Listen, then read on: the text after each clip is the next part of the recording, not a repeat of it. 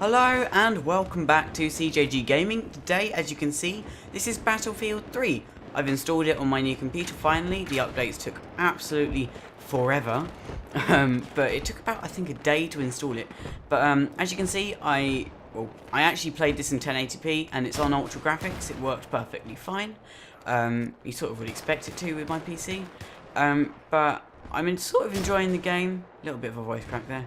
God. It's a problem with being 15. But yeah, I'm enjoying the game. I started the campaign the other day. I do like the multiplayer. I do actually prefer Call of Duty, to be honest, just because you don't get any kill streaks on Battlefield, really. The one thing I do like about Battlefield is A, the graphics are better, but then they probably would be better on COD on a PC as well. But the way that it seems more realistic, you go over obstacles, the way you can destroy the map, even the way you have motion blur when you move sort of makes sense. The reason why I sort of prefer COD is A, I've had COD longer. The only other Battlefield I own is Battlefield 2 on iPod. So I don't exactly have much experience with Battlefield games, but I do enjoy this game. The only problems is I can't compare COD on PS3 and Xbox to Battlefield on PC, because I haven't played Call of Duty on PC, so I don't know what the experience is like. It might be even better, but I haven't played Battlefield. I played it once on Xbox, but it wasn't on my console. Speaking of consoles, the PS4 hopefully will have some information being released at E3. We are actually, I think a while ago, Microsoft said they were going to release the Xbox 720 or the third generation of Xbox last year, 2012, and that never happened, did it? But as I was saying, speaking of consoles, my Xbox does not work properly, which is why I'm a little bit more critical on Xboxes than I was when I originally got it. I'm a little bit of a Sony, I'm not really a Sony fanboy, that's the thing, I prefer the PlayStation over the Xbox. My probably all-time favourite console is probably my Wii, to be honest, or my DS, because the first console I ever owned was a Game Boy Advance, and then I had a DS, a DSi, 3DS, and a Wii, but I don't think I've ever had any console near the release date, really, except for maybe the 3DS. Just going to move a little bit closer to my mic. Hello. But as I said, I do prefer Sony. These guys are noobs, by the way. I do prefer Sony consoles over like Microsoft consoles. Microsoft consoles are so much better for social activities, like speaking to your friends while playing games. But Sony ones, I'd say, for the overall experience, are a lot better because I mean, graphics. There's not much of a difference between, say, Halo 4 on an Xbox 360S, the slim version, with the improved graphics, and a PS3. But definitely between older games like, for example, Call of Duty 6, Modern Warfare 2, I've got that on both consoles, and there is a massive difference between the two, and I literally mean a massive difference. So I do prefer PS3, but my Xbox doesn't work properly. The internet doesn't work. It's always been a little bit odd, and I don't know why. My friend Matt, he plays in the Mineshaft server. He doesn't seem to have a problem with the internet, and he has the same Xbox 360S, but I'm guessing it might be to do with the batch. I don't know why, because I checked the Microsoft support and they say, I don't know, don't have your Xbox next to some massive metal object, which I don't. Don't have a cordless phone next to the router, although the router needs to be next to your phone slot, and that's where cordless phones go. But my PC works fine, my PlayStation works fine. I don't get it. I actually contacted Microsoft support, and Microsoft support left me waiting for half an hour before they got back, and they told me I clicked on the wrong one. So I clicked on the right one, waited another half an hour, got back, and they had actually, I went to the toilet, and in the space of time it took me to go to the toilet, they had said, you haven't responded in a while, bye bye. They then did that 3 times. I didn't go to the toilet 3 times, but the 1 minute I would look away from my screen, they would go. So you literally had to stay staring at your browser window for half an hour, which is very boring. So I sort of gave up trying to troubleshoot that. So I really hope I get it fixed. Time might have actually fixed it, because it used to work actually about a year ago. I haven't played it in about a year. Oh, are you kidding me? Okay, that's much better. My hamster is moved, got water, perfect. So what I was saying was, I bought my Xbox back in, I think, September 2011, probably August, September 2011, and I played it up until probably June 2012-ish. And then I didn't actually play it. No, I must have bought it in 2010. I don't know, but it was basically nearly a year I didn't play it for. And obviously during that time, my Xbox, despite not being moved at all, in fact actually I moved it once, has somehow stopped working. And I'm sort of thinking that could be because my PlayStation's sitting next to it. But the heat vents on my PlayStation are on the right hand side, as if I'm facing it, and on the back. So none of them actually face the Xbox in any shape or form. But basically the internet just stopped working. It won't connect to the router because it's really annoying and stupid. And that's why I sort of prefer Sony, because their products seem to last.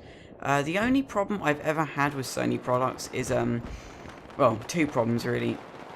The first one was my dad's PlayStation that I actually played on for about 2 years before I got my own one, because I live at my mum's house. He got Yellow Knight of Death very recently, and the annoying thing about that was I had to then lug my PlayStation around, but it didn't really make much of a difference, to be honest. And if I only had one PlayStation, I'd be doing it every weekend, or every other weekend. The other problem I've had with Sony products is, actually there's three problems technically. To transfer Saints Row the Third games files, you need to have PlayStation Plus for some reason to upload them to the internet, because you can't actually put them on a memory stick. So for 12 months, I stopped playing it recently, but for the majority of time I was actually playing that game. I couldn't just transfer it to a memory stick or a SD card, because A, there's no SD card slot on my PlayStation, but B, I couldn't transfer it to a USB because it says locked, because it's stupid. So I had to spend like £40, which actually PlayStation Plus is worth it because you get free games for like your membership time. But still, it was a little bit of an annoyance. Just 2 seconds. Oh, my mouth! Oh crap! I just spilt water on my keyboard. My mouth is so dry today. So the other problem I had with Sony products, oh god, I got it all over my keyboard, is that with my PS2, I used to go on holiday to Cyprus about once a year during the summer for about 4 weeks, because we have a place out there. And during those 4 weeks, you would take a PlayStation out there. And actually no, there's another problem. Jesus Christ, I'm not making Sony look good here. But basically, in Cyprus, for some reason, we have a PlayStation Slim and a PlayStation Fat version, the PS2. And the Fat version we used to keep in England just because it was easier. We didn't have to take it over to Cyprus every year. And I don't know, we just never thought of taking it over there. We thought we'd take the Slim version. But the Slim version doesn't have a slidey outy disk drive. It has a little piece you have to clip it onto. And in Cyprus, that electrocutes you. And it's the only way of getting the disc to go in is to stick your finger on it for about a second while you get electrocuted. So that's probably Cyprus's fault, because I mean, if you go to Cyprus and buy a Cypriot PlayStation, it probably works wonders. But no, our PlayStation didn't like it. The other problem, what was the other problem? Oh yeah, it's not really a problem I have, but PlayStation 2 has a terrible compatibility with the PS3. When Sony made the PS3, they said they were going to make a PS2 memory card slot or some form of adapter, which they still haven't made, which would be really useful, because I have game saves that I played a good couple of days. Like Need for Speed Most Wanted, I really fancied playing the other week. I had to start it from scratch, and I played a good 10 hours of that. Different stats and stuff have been worked up. At the end of the day, it doesn't matter much, because the graphics are so bad on the PS2. But yeah, the other problem is PS3 Slims, the PS3 I've got, despite having a much better performance, they for some reason have the ability to not be able to play PS2 games. or PS1 games for that matter. It's stupid and annoying. So at my house, at my mum's house, when I'm there most of the week, I can't play PS2 games. So if I ever want to record a PlayStation game, I can't do it because my dad's PlayStation's hooked up to a TV with no component adapter for my PVR. So that annoyed me. Speaking of broken things and faults and making companies look terrible, I thought I would bring up the Hopagi or the Hoppage or the Hopagaha or the Hapagahabaha PVR, seeing as that is how I would be recording games. This of course is recorded on a PC, this game at the moment, but I would be recording crap loads of Black Ops 2 footage because I play it a lot. I say I play it a lot, I only play it at the weekends.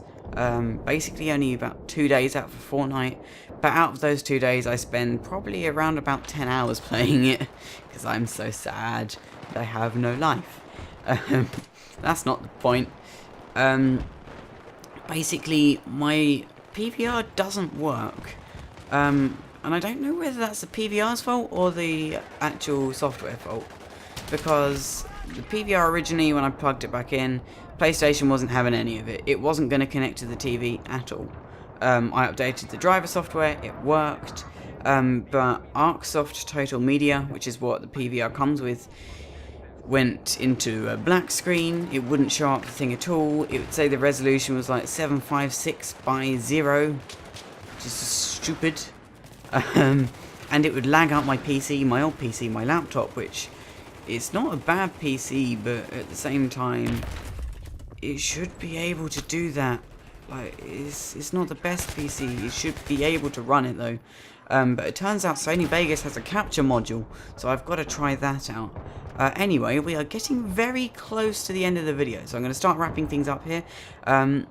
Please, if you have not done so already, subscribe, because I will love you forever for it. Check out my other uploads. I know quite a few people have been watching my Xbox 360, PS3 controller tutorial. If you came here from that, please comment below. Of course, I'd love to know where I'm getting all my views from, and I will see you next time. Bye bye.